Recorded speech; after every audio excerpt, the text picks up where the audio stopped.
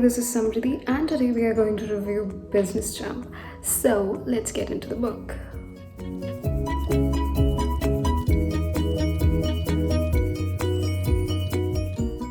So, what this book is really about? This is a non-fiction book which is about 200 pages, and this is for anyone who wants to get into the business world. And before you get worried about the fact that this is going to involve a lot of complex calculations and big words, the jargons, I am going to tell you that this book is kept simple for the readers to read and to understand and get into the world of business. So, this book is something that is going to make you ready for the business world. The book has a lot of flowcharts, and as a reader, I felt that was very interactive. Apart from that, the book has also got a lot of quotes, and I have to say that a lot of non-fiction do have quotes in them in general, but this one has got quotes which are picked very nicely, like in context with the book. So that is something that I enjoyed, and it kind of helped me maintain the flow while reading as well, which kind of kept me turning the pages. And those quotes, I can tell you that those quotes are going to stay with you for a long time.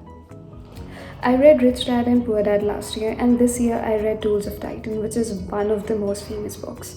And I am not a very intense non-fiction reader, but I'm kind of getting into it.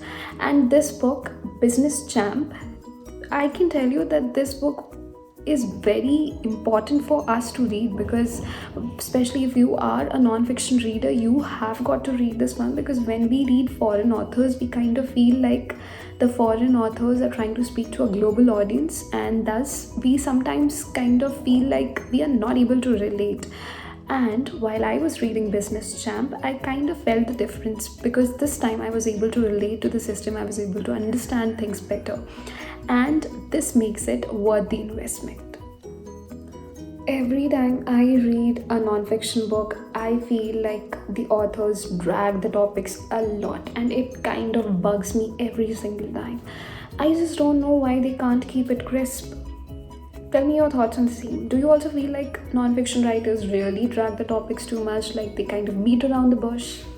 My style of reading usually includes reading a couple of chapters in a day if I'm reading a non-fiction, and I feel this gives me a lot of time to just absorb all the content of the book, and I feel it's a very healthy thing.